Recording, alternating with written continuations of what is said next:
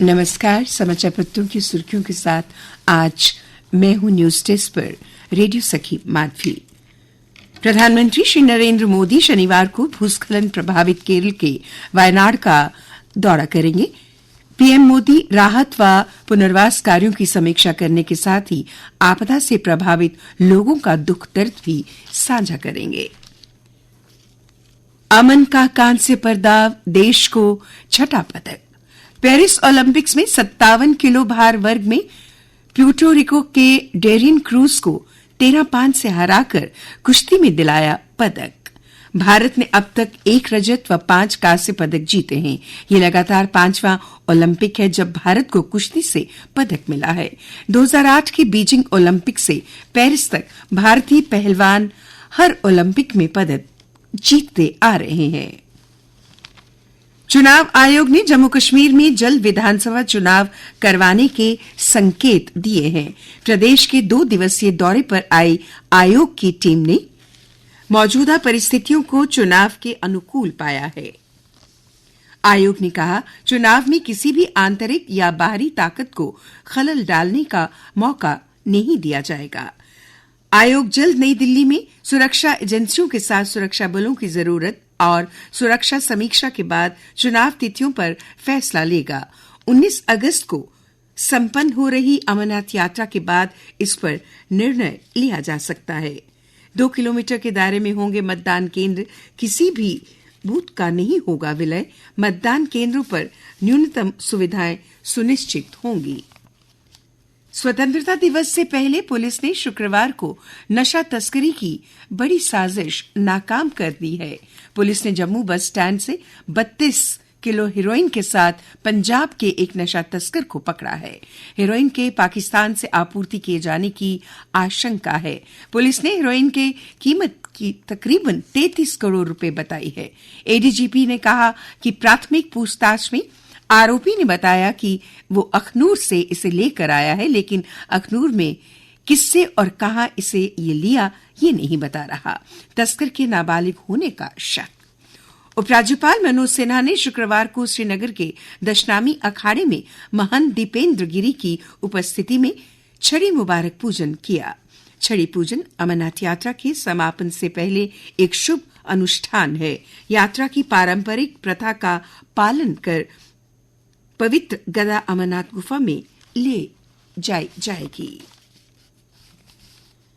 केंद्रीय कैबिनेट ने स्पष्ट कर दिया है कि संविधान में अनुसूचित जाति और जनजाति को दिए गए आरक्षण में क्रीमी लेयर का प्रावधान नहीं किया जाएगा। शुक्रवार को हुई कैबिनेट बैठक की जानकारी देते हुए सूचना एवं प्रसारण मंत्री अश्विनी वैष्णव ने कहा, SC/ST आरक्षण के बारे में हाल में आए सुप्रीम कोर्ट के फैसले पर बैठक में विस्तृत चर्चा हुई। पीएम ने सांसदों से मिलने के बाद सोशल मीडिया पर लिखा, SC/ST सांसदों के प्रतिनिधि मंडल से मिला।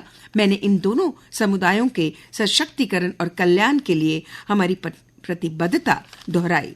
केंद्रीय गृह मंत्रालय ने नागरिकता संशोधन अधिनियम के तहत जारी नियमों का दायरा बढ़ा दिया है। नए नियमों के तहत अफगानिस्तान, बांग्लादेश और पाकिस्तान से प्रताड़ित होकर आने वाले उन सभी अल्पसंख्यकों को भारतीय नागरिकता दी जाएगी जिनके माता पिता, दादा दादी या परदादा परदादी में से कोई भी अखंड भारत के निवासी रहे होंगे। सुप्रीम कोर्ट ने 11 अगस्त को होने वाली नीट पीजी को स्थगित करने की मांग वाली याचिका को खारिज करते हुए कहा कि 5 छात्रों के लिए 2 लाख छात्रों के करियर को खतरे में नहीं डाल सकते। याचिका में दावा किया गया था कि उम्मीदवारों को ऐसे शहर आवंटित किए गए हैं जहां पहुंचना उनके लिए बेहद असुविधाजनक है। और अब अन्य समाचारों के साथ मेरी सहयोगी प्रतिमा शर्मा। धन्यवाद माधवी। कश्मीर घाटी तक रेल पहुंचाने का ड्रीम प्रोजेक्ट पूरे होने के करीब है। अब तक ये ट्रायल सफल रहे हैं। रेलवे सुरक्षा आयुक्त ने शुक्रवार को फिर उधमपुर श्रीनगर बारामूला रेल लिंक परियोजना के तहत रियासी से कश्मीर तक रेलवे लाइन का निरीक्षण किया। उनके इस 2 दिवसीय दौरे से उम्मीद जताई जा रही है कि जल्द रियासी से कश्मीर तक ट्रेन चलाने को हरी झंडी मिल सकती है। जम्मू स्मार्ट सिटी परियोजना के तहत हेरिटेज ट्रेल प्रोजेक्ट में ऐतिहासिक पंचतीर्थी बाजार को वास्तविक स्वरूप देने का काम चल रहा है, लेकिन कार्य की धीमी गति और अव्यवस्था से व्यापारी परेशान और नाराज हैं। उनका कहना है कि ऐसे फुटपाथ बन रहे हैं जो मुश्किलें बढ़ा रहे हैं। दोनों तरफ 5-5 फुट के फुटपाथ बनने से 25 फुट सड़क 15 फुट की रह गई है, जिससे जाम लग रहा है।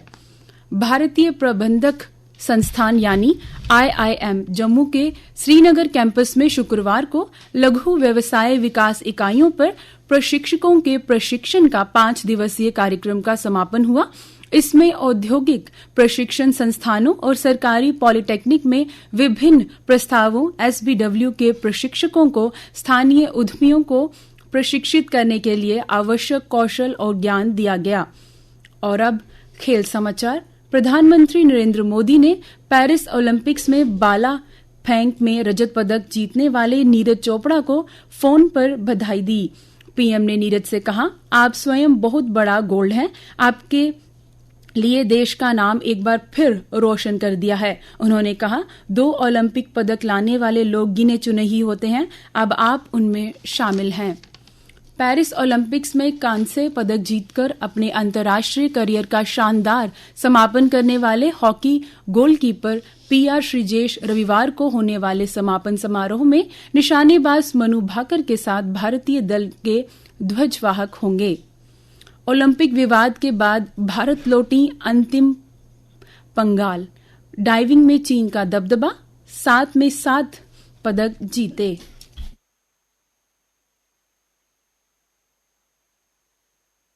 और अब मौसम का हाल। मौसम विज्ञान केंद्र के अनुसार आज जम्मू संभाग में आंशिक रूप से बादल छाए रहने की संभावना है। कल का अधिकतम तापमान 33.2 डिग्री सेल्सियस और न्यूनतम तापमान 25.7 डिग्री सेल्सियस रिकॉर्ड किया गया। आज सूर्यास्त 7:22 पर होगा और कल सूर्योदय 5:53 पर होगा।